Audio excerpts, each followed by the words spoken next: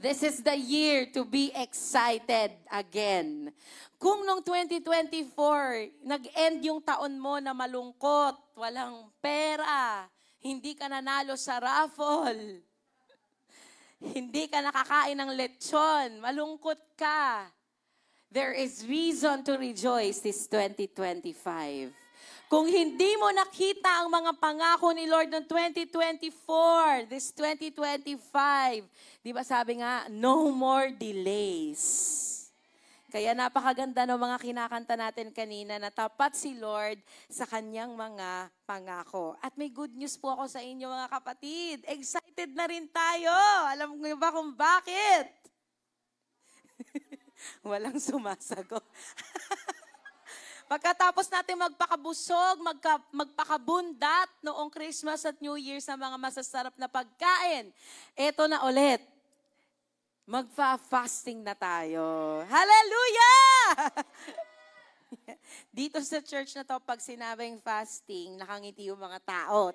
Confirm mo nga sa katabi mo. Fasting na bukas! Nakangiti? Nakangiti. Prayer and fasting, alam nyo po, hindi lang po tradition yung ginagawa natin na yearly. Alam ko na yan, prayer and fasting. Yes, naging tradition na po natin yun sa church. Pero alam nyo po, there are some traditions worth keeping. At hindi ka lang nagpa-fasting kasi may gusto ka makuha na iPhone 18. Kung lalabas man yung iPhone 18 in 2026 or 2027. Magpa-fasting tayo, alam nyo po mga kapatid, to seek God's heart. To seek God's face, to hear the voice of God, to align. Alam niyo po kung bakit napakaganda ng word ng Friday eh. Merong mga magagandang pangako si Lord, tama? Promotion, blessing, magiging malapit ka kay Lord, promise, purposes. Pero alam nyo, kapag hindi daw tayo pumosisyon para saluhin, kung ano man yung mga gustong ibigay ni Lord, hindi ka nakinig, hindi ka sumahod. Kahit ibagsak ni Lord yung ulan ng pagpapala na yan, wala kang masasalo. So hindi pwedeng declare, I claim, I manifest. Kapatid, kahit mag-manifest ka pa, walang magmamanifest. Naiintindihan po natin? Kasi magmamanifest lang ang pangako ng Panginoon kapag pinosisyon mo ang sarili mo na tumanggap at makinig sa Kanya. Bakit? Kasi sasabihin ni Lord kung saan niya ibubuhos, kailan niya ibubuhos, paano niya ibubuhos, kailangan marinig natin yon. Paano kapag dito pala ibubuhos ni Lord? At nandito ka. Diba? Yun ang sabi nung Friday eh. So, pag bumuhos, wala ka. So, gusto nyo ba, sabi ko nga nung Friday, ayokong ma-miss out. Yun ang prayer namin nung Friday. Lord, ang HHCC, ayaw naming ma-miss out, ayaw naming hindi makuha. Kung ano man yung mga gagawin mo, ibubuhos mo. This 2025, this is the most exciting year and the most exciting season to be alive. Kaya alam mo kapatid, kung buhay ka pa ngayong January 5, congratulations! You are alive in the most exciting year. Hindi pa natin nakita, hindi pa natin na-experience, hindi pa natin narinig kung ano ang gagawin ni Lord. Kaya, be excited. I don't know about you, but I am very, very excited. Hallelujah. To the point na, alam niyo yun, talagang kaya mong sumigaw with excitement, sumayaw with excitement, kumanta with excitement. Kahit hindi mo pa man nakikita, looking forward ka na. Because you know, siya na nangako ay tapat sa kanyang pangako. Ganda-ganda nung kanta natin kanina, nandun pa yung verse ng ating church, no? For I know the plans I have for you. Plans to prosper you, not to harm you. I will stand on the promises of God. And so today, pag-aaralan po natin ay tungkol sa kingdom. Kingdom! Sabi nyo nga po, kingdom. Ang ganda-ganda ng word kanina, natutuwa ako because nagsasalita si Lord. Hindi naman kami nag-usap ng worship leader, pero Maraming beses binanggit yung word na yon, yung topic ng preaching natin yun, binanggit sa mga kanta niya at sa verse niya. And so I believe that God is really speaking to our church. So pag-aaralan po natin ngayong umagang ito ay tungkol sa dominion. Sabihin mo nga, dominion. Hindi po ito yung laro, domino po yon. Nung Christmas, nung New Year, naglaro kami ng domino. Nila Pat, nila Daniel, ayan, hindi ako nanalo. Kahit ilang beses ko pang tinry, hindi ako nanalo sa domino. Pero meron akong dominion. Ayan, dito na lang, hindi ako magaling sa domino, pero dito sa dominion, pwede tayong manalo. Sabi mo nga, kingdom dominion. Ano ba ang ibig sabihin ng dominion? Okay? Para maintindihan po natin, ang ibig sabihin ng dominion, pag sinearch nyo po yan sa dictionary, it is having the power or the authority to rule over something or some place or someone. Okay? Sa Tagalog, ang dominion, okay, ay pagkakaroon ng kapangyarihan, authority. Ikaw ang pagkasinabi mo, yun ang magaganap. Meron kang pinapamunuan. Meron kang nasasakupan. Okay? Pagka sinabing dominion, may dominion ako dito. Ibig sabihin, lahat ng sasabihin mo, lahat ng gagawin mo, yun ang mangyayari, yun ang susunod. At lahat ng sakop mo, susunod sila. Kingdom dominion. Ang ganda, di ba? Pero ginagamit to ni Satanas sa pangit na paraan eh. Yung word na dominion. Kaya pag naririnig natin minsan yung control, power, authority, ang tingin natin masama. Pero alam nyo, manggagaya lang naman si Satanas eh. Lahat ng mga meron sa mundo ngayon na masama, originally maganda yan lahat. Sinira lang ng kasalanan, sinira lang ng kalaban. Pero originally, ang dominion po is a good word.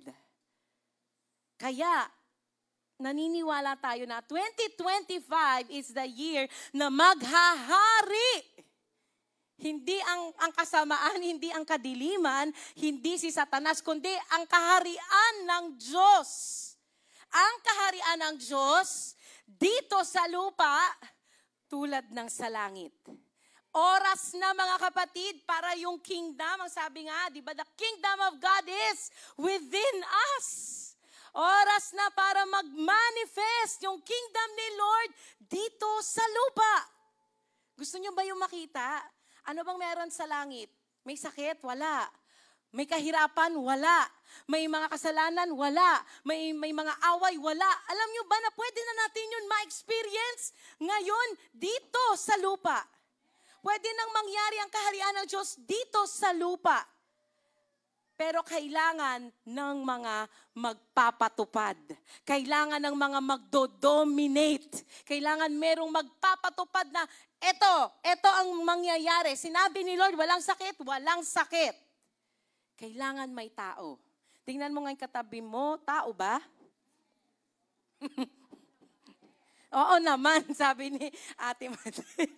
Tao yan, di ba? So, ibig sabihin, bakit kayo tumatawa? Ibig sabihin, oy, wag niyo sabihin marami lang yung kinain ng New Year tsaka Christmas, pero tao yan. Okay, ang ibig sabihin, ikaw, lahat po tayo dito, binigyan ng dominion. Ang ganda-ganda. May power pala tayo, may authority pala tayo. Alam niyo ang tawag sa atin? Little kings. Mga hari. Little kings. Bakit little? Kasi ang pinakamalaking hari, ang pinaka-nag-iisang hari ay si Lord. Pero binigyan niya tayo bilang mga tao dito sa lupa na, may ikaw, hari ka dyan, hari ka dyan, hari ka dyan. Pamunuan mo yan, pamahalaan mo yan, at gawin mo kung anong meron dito sa langit, ibaba mo dyan. Representative tayo ni Lord dito sa lupa. Sa makatuwid, mga kapatid, makapangyarihan pala tayo. May power pala tayo, blessed pala tayo, binigay na pala ni Lord lahat ng kailangan natin para makapamuhay tayo dito sa mundong to ng maayos at masagana. Ang mali lang, ang pagkakamali lang po natin, at siguro ito na yung itatama natin this 2025, yung ibinigay sa ating kapangyarihan na yun ni Lord, winaldas natin, sinayang natin, hindi natin ginamit ng tama, or baka wala lang tayong alam, hindi mo alam may kapangyarihan ka pala talaga. Pero ngayong umagang ito, gusto kong buksan ang mga mata nyo, ang mga tenga nyo, ang mga puso nyo sa totoo nyong pagtawag sa Panginoon. At alam nyo, bukas sa fasting natin, ma-elaborate pa yan. So, this is the year of kingdom dominion. Ayan, next slide po. Palipat na lang po. Ayaw gumana ng ating clicker. Sa Genesis 1 verse 28, basahin po natin. English po yung inilagay ko dito, pero meron din po akong Tagalog Bible dito. Sabi po dyan, and God blessed them in His love. Unang-una pa lang na word dito sa sentence na to, blessing agad. Sino daw ang nagbe-bless? Sino ang nagbe-bless? Okay. Itanim na po sa mga puso nyo yan na si Lord, ang kalooban niya palagi, i-bless ka. Kung inisip mo noong 2024 na hindi ka love ni Lord, hindi ka binless ni Lord, hindi ka gustong pagpalain ni Lord, mga kapatid, that is one big lie. Kasinungalingan yan dahil ang puso ng Diyos ay palaging pagpalain tayo. Sabihin mo yan paulit-ulit sa sarili mo, this 2025, God wants to bless me. God wants to bless me. God wants to bless me. In His love. Love ang motivation, nanggagaling sa dakilang pag-ibig. Kaya tayo gustong i-bless ni Lord kasi mahal niya tayo. Ano daw ang sabi? Nung binless daw ni Lord, sabi daw, reproduce and be fruitful. Sinabi niya sa mga tao, sino pa lang ba yung tao nung unang araw? Dalawa pa lang. Si Adan at ngayon binigyan sila ni Lord ng mandate. Magparami kayo at maging mabunga kayo. Punuin nyo ang mundo. Ito na, may word na ginamit and subdue it. Sa ibang translation, pwede nating gawing synonym yung dominate it. Ang ibig sabihin po kasi ng subdue, kunin mo, i-claim mo, pamunuan mo, ikaw ang mamahala. Subdue it. Reign over it, sabi nga. Reign over the fish, reign over the birds, reign every creature that lives on the earth. Sa madaling salita, mga kapatid, lahat po ng nakikita natin ngayon dito sa mundo, ikaw ang nasa ibabaw niyan. Ikaw din ang may kapangyarihan na pangalagaan, paramihin, pagbungahin yan. Ngayon tingnan niyo po mga kapatid. Ang goal pala ni Lord, para sa lahat ng mga binigay niya sa atin dito sa lupa, dumami. Uulitin ko po yun. Sa unang command dito, ang goal ni Lord, lahat ng nandito sa lupa, dumami. Ibig sabihin, kalooban ni Lord, dumami ang pagkain. Dumami ang pera, dumami ang mga magagandang bagay, dumami ang mga anak. Sino dito maraming anak? Parang yun lang ata yung nasunod Sabi kasi magparami kayo, punuin nyo ang mundo. Pero tama, punong-puno na ang mundo ng mga tao. Alam niyo ba kung bakit gusto ni Lord na mapuno ng mga tao ang mundo? Para mas marami pa ang maging rulers, little kings. Para marami pa ang mag-dominate. Kasi mas maraming tao, mas marami kang mapupuntahan, mas marami kang masasakop, mas marami kang maaalagaan, mas marami kang mapapagbungang lupa. So the more people, the more territories, the more fruitful it will be. May kaakibat po kasi na responsibility, dumami ka at lahat ng nakikita mo, kailangan paramihin mo. Ang galing ni Lord, ang talino ni Lord, no? Nag-create siya ng tao para mag-alaga sa halaman, para yung lupa i-cultivate ng tao. Ano po ibig sabihin ng cultivate? Bungkalin mo, tanggalin mo yung mga damo, itanim mo yung buto, diligan mo, at patubuin mo, pagbungahin mo, pag nagbunga na, i-harvest mo. At ulitin mo ulit, itanim mo ulit yung buto, paramihin. Yung mga nagtatanim po dito, ganun po ang ginagawa, di ba? Tinatanim, dinidiligan, inaalagaan, hina-harvest, tapos magtatanim ka ulit, at pararamihin mo ng pararamihin yung tinatanim mo. Tama po ba? Yun ang goal ni Lord, paramihin mo. Sabi nga po sa Genesis chapter 2 verse 5, hindi pa agad nagbigay si Lord ng mga punong may buto na nagbubunga kasi wala pang tao na magsasaka or hahawak. Ang puro halaman pa lang nung tumutubo galing sa ilalim ng lupa. Pero nung nagkaroon na ng tao, mga kapatid, dumating na din yung mga puno na may buto. Kasi may tao na may magtatanim na. May tao na magbubungkal ng lupa. May tao na mag-harvest, magdidilig, magdadamo.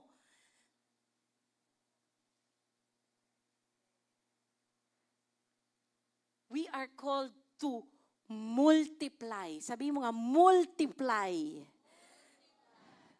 Paramihin. Ibig sabihin, lahat ng nakikita mo at meron ka sa mundong ito, ang goal mo pala, ang unang-unang pagtawag ni Lord sa ating lahat, hindi magpastor, hindi kumanta dito sa stage, hindi mag-aral o hindi maging successful sa company o sa trabaho mo. Ang unang-unang pagtawag mo pa lang, sa Genesis pa lang, sinabi na ni Lord, maging manager ka, maging ruler ka, pamahalaan mo tong lupa na binigay ko sa'yo. Wala pa man naman yung malalaking kumpanya noong araw. Ang meron lang noong araw, lupa, garden. At ang sabi ni Lord, ang unang-unang binibigay ko sa inyong calling or trabaho ay gawin kayong tagapamahala. I-dominate nyo. I-dominate nyo. Kayo dapat ang mamumuno, masusunod dito. Kung anong sabihin mong pangalan yan, yan ang pangalan. Diba? Kaya nga sinabi ni Lord kay Adan, Adan, kung anong sabihin mong pangalan ng hayop na yan, yun ang pangalan. Kaya kapag sinabing palaka, palaka. Kaya pag sinabing pusa, pusa. Bakit? Yun ang trabaho ni Adan. Kung anong sabihin ko, yun ang pangalan mo. At ganun din po ang binigay na kapangyarihan ni Lord sa atin. Kung ano ang sabihin mo, yun dapat ang mangyayari dyan sa pinamumunuan mo. Sa madaling salita, sa pamilya mo, manager ka ng pamilya mo, ikaw dapat ang naghahari sa pamilya mo. Sa school mo, sa kaperahan mo, sa trabaho mo, ikaw dapat ang nangangasiwa. Ikaw ang dapat nagmamanage. Para ano daw? Para kumonte? Para? Wala sumasagot. Para dumami. Alam ko po nalulungkot kayo, no? Nakakalungkot kasi talaga no 2024, ang daming binigay ni Lord sa atin. Ang tanong, naparami ko ba? O naubos ko? Ang tanong, na-multiply ba, naging fruitful ba, na-manage mo ba ng tama para dumami yan, o hindi mo nahawakan ng tama? Hindi ka naging mabuti manager. Tandaan natin, ang una mong pagtawag ay manager. You are called to dominate. Manager ka. Sabi mo, manager ako. Yung nakikita po nating manager sa office, kaya nga may tinatawag tayo manager sa office kasi originally, manager talaga. Man. Man. Ano ibig sabihin ng man? O diba, yung word na manager nanggaling po sa root word na man. Kailangan ng tao para may mamahala. Kaya sa pamilya mo, ikaw ang tagapamahala ng pamilya mo. Hindi sakit, hindi problema, hindi utang, hindi away ang namumuno. Dapat ikaw. Ikaw ang man, ikaw ang tao, kaya ikaw ang magsasabi kung anong mangyayari sa pamilya mo. Amen. We are called to rule, to reign, to dominate. Amen. Bumalik. Ayan. So, tingnan po natin. Sa Joshua chapter 1, di ba? Puro 1 eh. Genesis chapter 1 yung binasa natin kanina. Ano bang kailangan natin gawin? Sa Joshua chapter 1, verse 1. Unahin ko muna yung verse 1. Sabi dito, my servant Moses is dead. Now get up. Prepare to cross the Jordan River, you and all the people, lead them into the land that I am giving to the Israelites. Alam niyo po, merong gustong ibigay si Lord sa atin na maganda at hindi pa natin nakikita.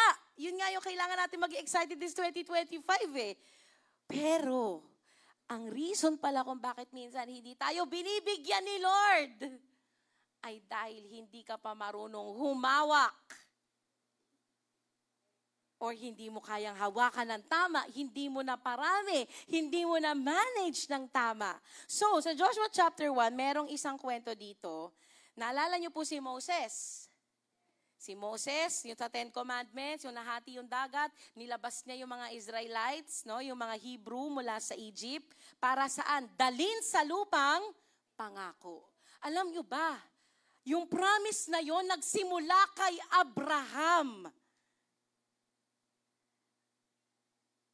Nagsimula kay Abraham na ipasa sa mga generations. Ang tanong, bakit hindi agad natupad sa generation ni Abraham? Ba't umabot pa sa generation ni Moses? Umabot pa sa generation ni Joshua? Alam niyo po mga kapatid, tapat si Lord sa pangako niya. Pag sinabi niya, gagawin niya. Kaya lang, naghahanap kasi siya ng mga tao. Sabihin mo, tao, managers. Naghahanap si Lord ng mga managers para ipatupad yung kalooban niya, para yung pangako niya mangyari na. Alam niyo kung bakit tumagal, ma-fulfill yung pangako? Dahil din sa mga managers na irresponsable. Sa mga managers na walang pananampalataya sa sinabi ni Lord. Sa mga managers na ginustong gawin ang sarili kong kagustuhan. Hindi ko susundin niya sinabi ni Lord. Sa mga managers na nagrebelde. Sa mga managers na gumawa ng kamalian. Kaya tumagal ang pangako. Kasi pinilit ng mga taong i-manage ang sarili nilang kagustuhan. Alam niyo po, baka may mga promises si Lord na this 2025 talagang matutupad na kung tatayuan mo ang pagtawag mo bilang good and faithful manager.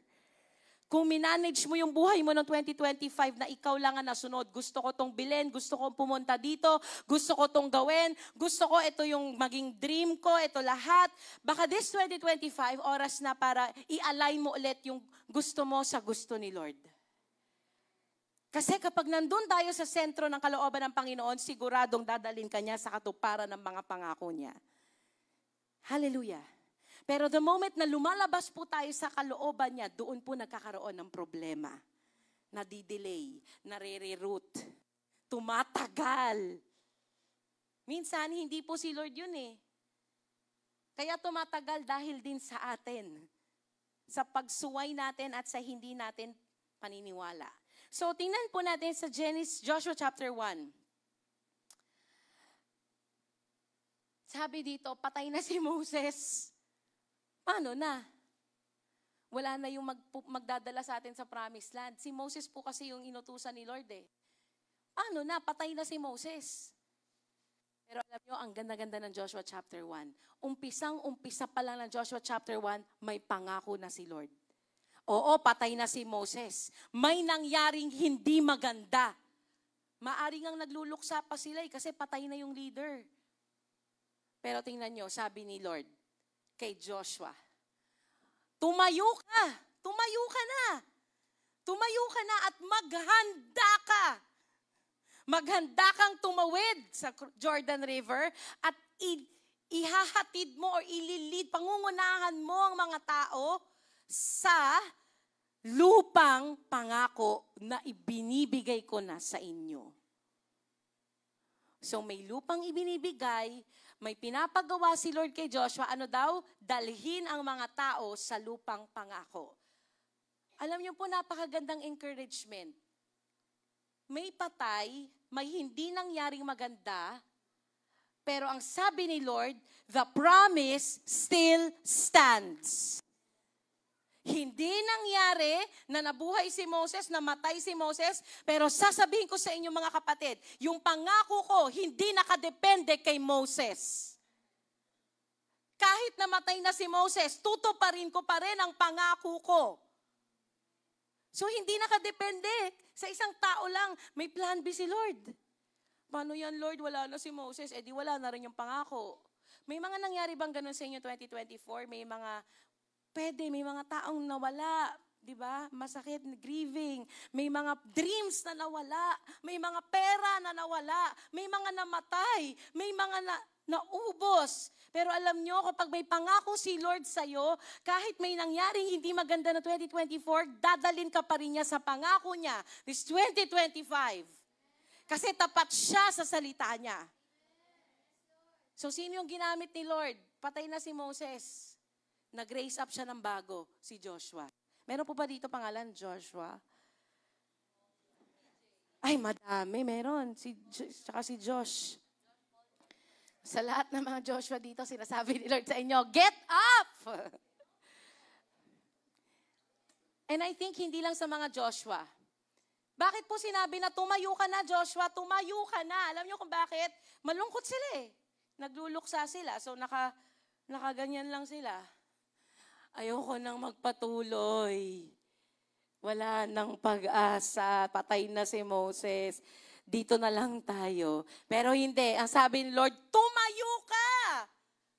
Oo, may hindi magandang nangyari, pero hindi ka habang buhay na nandyan lang. Kailangan may gawin ka. Kailangan mo mag-decide, tumayo. Bumangon ka ulit. Tumayo ka. Tumayo ka. Tumayo ka.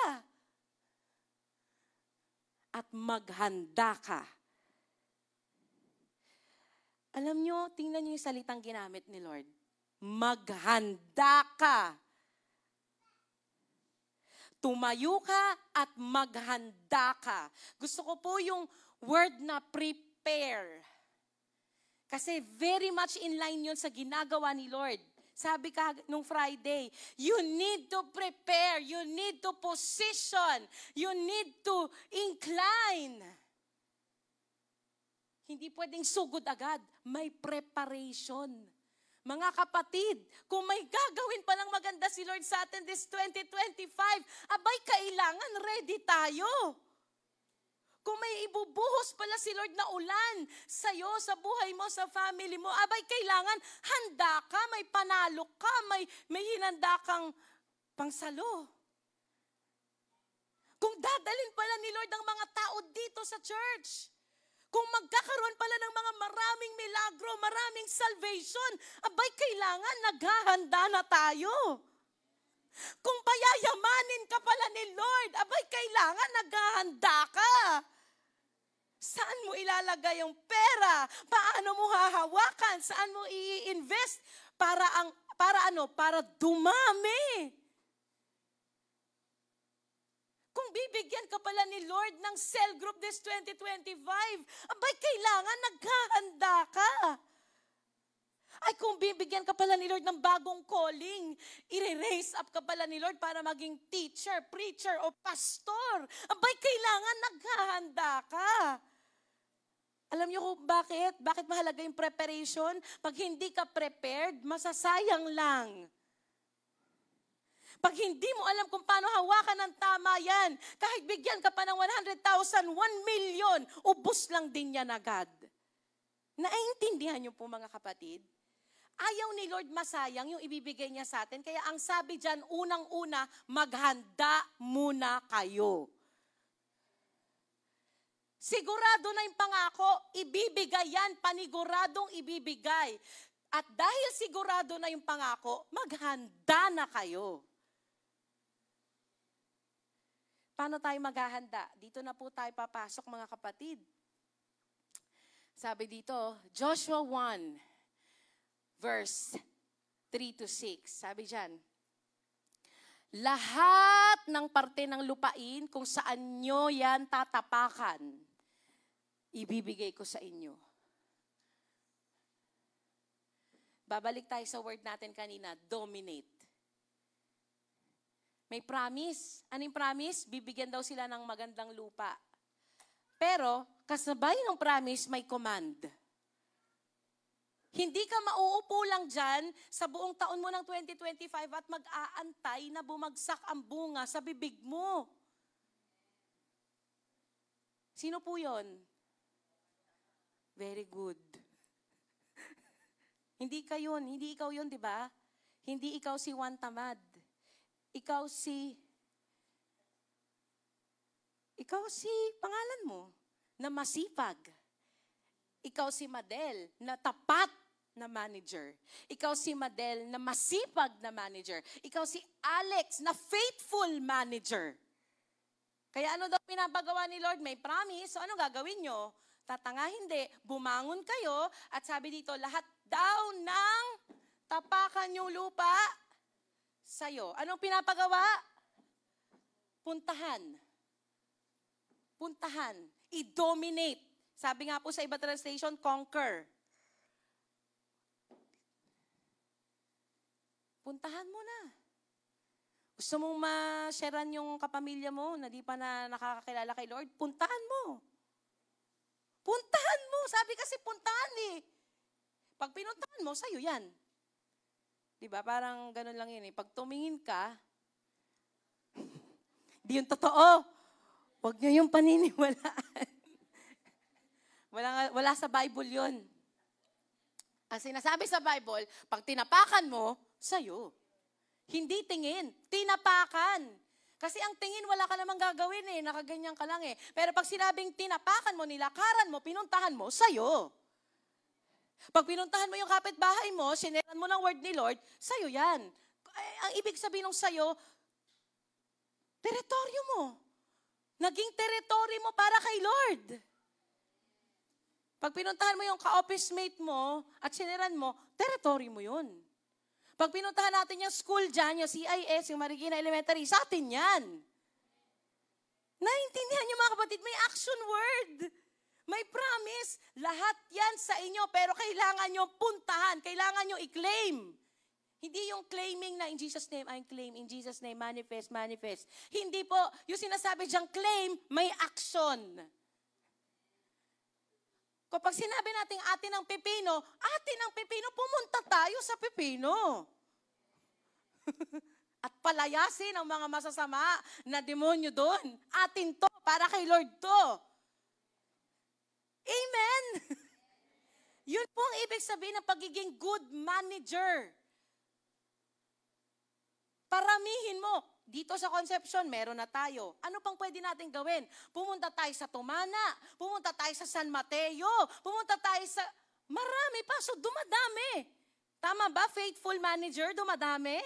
Tumutubo. Alam nyo, businessman si Lord eh. At lahat ng ginagawa niya, gusto niya patubo. Ayaw niya ng palugi.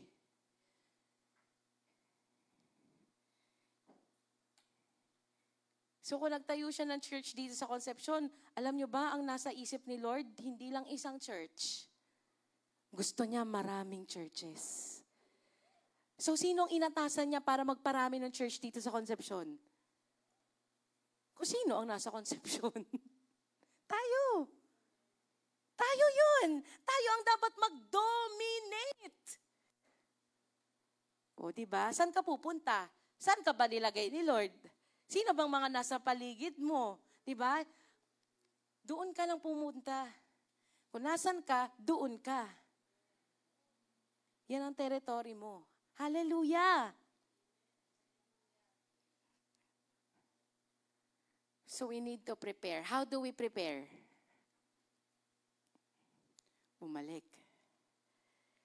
Ayan na. This is the last slide. Di ba ang ikli lang? Sabi ng iba, yes. Sabi mo, how do we... Na-realize ko lang mga kapatid, no? Expansion, ano yung theme natin last year? Sa anniversary natin?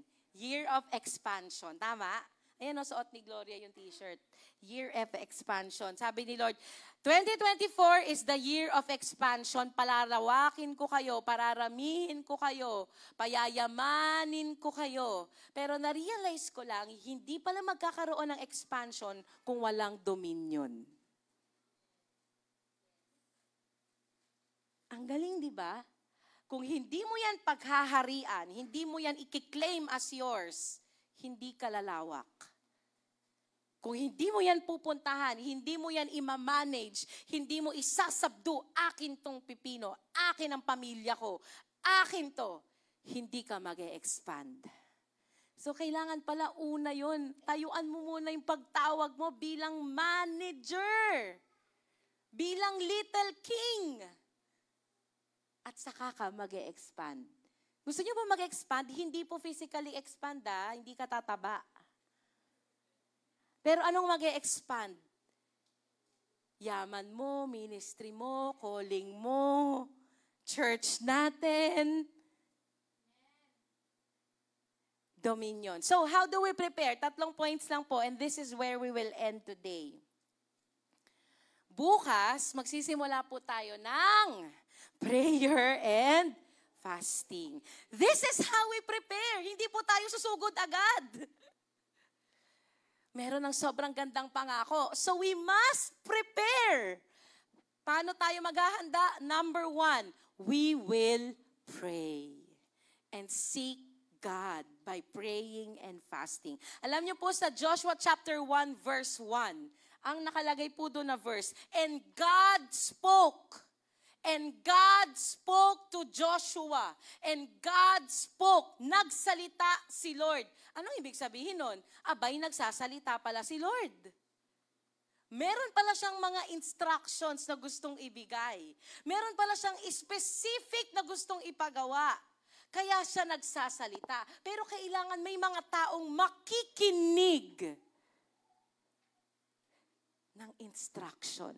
Alam niyo, naa-amaze ako. Kasi kahapon, binabasa ko yung Genesis. Nasa Genesis 6 na ako eh. Tapos, binabasa ko rin itong Joshua. Dito sa Joshua, nagbigay si Lord ng specific instruction kung hanggang saan lang sila pupunta.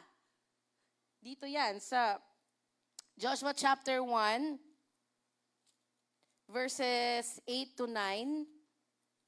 Tingnan natin. Hindi ko makita yung, yan. Meron po ba kayong Bible tabs? Maglagay kayo ng Bible tabs. Sabi po dito, verse 4 pala, verse 4. Ito ang sasakupin nyo. Mula sa desert, sa south, hanggang sa kabundukan ng Lebanon sa north, mula sa malalaking Euphrates River sa east, hanggang sa lupain ng mga Hittites papuntang Mediterranean Sea sa west. So, north, south, east, west, merong pinapasakop. Pero tingnan nyo, may specific place. Euphrates, Mediterranean, specific. Alam kung saan. Alam nyo kung bakit nakaka-amaze? Sa Genesis, nung unang binigay ni Lord itong pangako at command na to, kay Abraham, wala pang specific place. Sabi lang, to the north, to the south, to the east, to the west. Pero pinaniwalaan na nila yung pangako, kahit hindi pa nila alam kung saan mismo. Pero alam nyo, sa season, dito sa generation, pagdating sa generation ni Joshua, may specific ng lugar. Kaya naa-amaze ako kasi, yun yung sinasabi ni Lord sa atin eh. Kung no 2024, ang labo, hindi mo alam kung pinapagawa ni Lord, saan ba. This 2025, clear na. Magiging clear, magiging specific na talaga si Lord. Magiging klaro, year of clarity. Pero kailangan nakikinig tayo. Nagsasalita na si Lord, ito ang gagawin mo para yumaman ka, para tumubo yung pera mo. Kaya lang, hindi ka nag-pray, hindi ka nakinig. Ginawa mo yung sarili mo, dito alam ko, dito talaga yan tutubo eh. Pero hindi ka nakinig.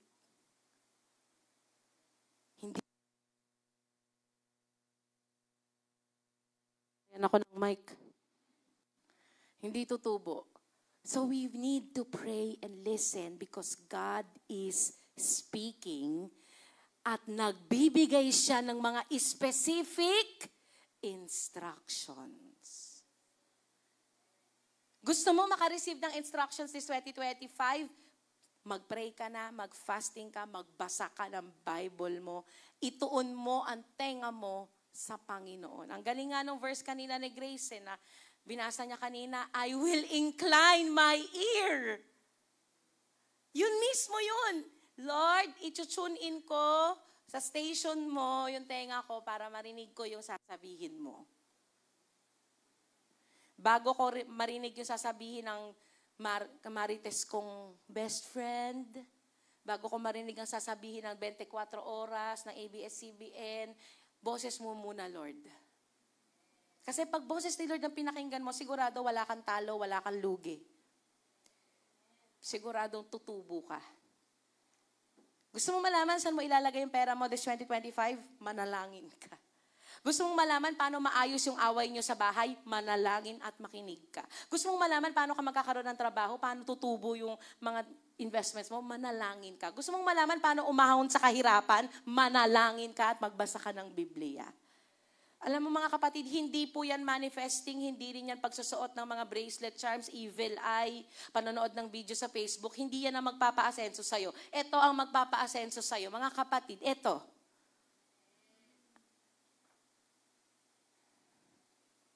Kaya lang, ito lagi yung iniiwanan natin. Ito lagi yung inaalikabok sa bahay, ni hindi binubuksan. Pero hindi mo alam, ito ang susi ng tagumpay. Hallelujah. So we will pray. Next, ano gagawin natin? We will position ourselves. Saan ka ba nilalagay ni Lord? Saan ka ba pinapapunta ni Lord? Saan ba pinapalagay ni Lord? Alam niyo, nung isang araw, gusto ko manood ng sine. Yung The Kingdom. Niyayaya ko nga sila pati. Gusto ko siya mapanood kasi parang, The Kingdom, parang aligned sa Kingdom Sabi ko, yain ko kaya yung asawa ko, Bear, gusto mo lumabas? Ganun pa lang yung pagka gusto mong hindi mo agad sasabihin yung gusto mong gawin. Tatanungin mo muna, gusto mo lumabas? Ganyan. Tapos sabi niya, bakit? Pero alam nyo, nagpe-pray ako Narinig ko na agad yung boses ni Lord. Sabi ko, Lord, gusto ko manood ng sine. Kaya lang sabi sa akin ng Lord, magkano ang sine? $390. 400 na. Isang tao lang yun,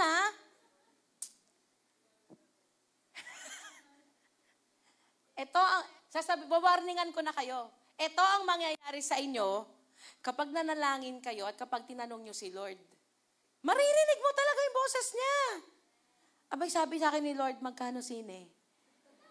$390. Ilan kayo? 4. Lilibre ko sila O, kami na lang, 2. 390 times 2. 800. 800 pesos. Ito na yung malupit. Sabi ni Lord, lalabas din ba yan sa Netflix? Pwede. Pwede. Di ba yung mga ibang movies ka, nasa Netflix na Rewind. Sabi ni Lord, kaya mo mag-antay? Gusto mo makatipid ng 800? Magkano ang 800 times 52? Kung isi-save mo yan sa iloob ng isang taon. Sabi ni Brian, lalabas pa tayo? Sabi ko, hindi na. Totoo po yun. Sabi ko, hindi na tayo lalabas. Antahin na lang natin. Libre pa.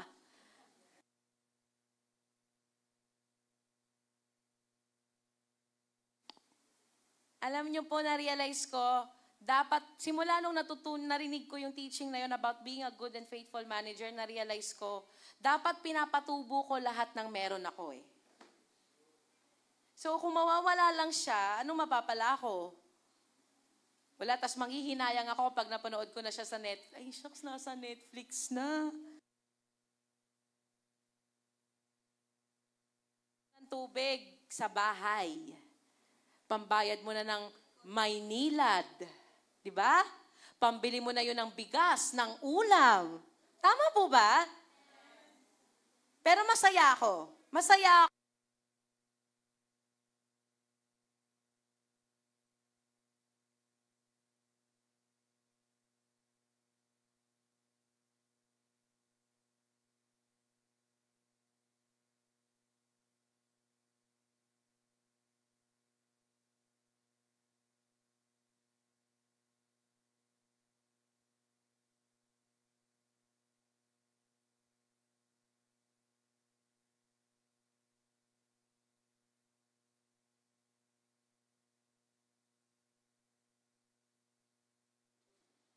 So that is how we position ourselves to hear. Ngayon mga kapatid, kapag may sinabi si Lord, eto po yan, makinig po kayo. Pagka may sinabi si Lord, kailangan hindi lalabas sa kabilang tenga. Anong gagawin? Susundin. Kasi baliwala na nakinig ka, baliwala na naka-receive ka ng instruction, sabi ni Lord, wag ka na lang manood ng sine, tipirin mo na lang yung pera mo. Okay, nakarinig ako. Alika na, be, labas na tayo. Ligo ka na. Alam mo, nakakatawa, pero minsan ganyan tayo. Alam mo, may pinapagawa si Lord, pero nananaig pa rin yung gusto mo. Pero this 2025, as we pray and fast, alam nyo, kaya nga tayo magfa-fasting. Para yung laman, hindi manalo. Kaya ka hindi kakain kasi gusto mong sabihin, mas malakas ang espiritu ko kesa sa laman. Kaya kapag may kasalanan, kaya mong hindian. Kapag may temptation, kaya mong takbuhan. Dahil pinalakas mo ang iyong espiritu. Kung hindi ko po sinasabing magaling ako, lahat po tayo meron tong kakayahan. Siguro kung di ako nag-pray, hindi ako nagbasa nung araw na yun, hindi ko tinanong si Lord, paano mo gusto mo na gamitin ko yung pera ko, malamang lumabas na kami. At ginastos ko na, di ba? Pero makinig at sumunod. At panghuli po, pagkatapos mo iposisyon yung sarili mo, press on. Pray, position yourself, and press on. Ano ibig sabihin ng press on? Magpatuloy. Huwag huminto, huwag tumigil, huwag kang mag-quit. Bakit? May promise. May pagsubok bang darating this 2025? Meron. Hindi po pinangako ni Lord na walang problema. Pero kahit may problema, paghawakan mo yung pangako na itatawid ka niya at dadalhin ka niya sa katuparan ng mga pangako niya sa buhay mo dahil tapat siya. Sabi nga po dito sa Joshua walang sino man ang makakatalo sa'yo. Walang sino man ang makakahadlang sa'yo, Joshua. Kahit sinong kalaban pa yan, magtatagumpay ka.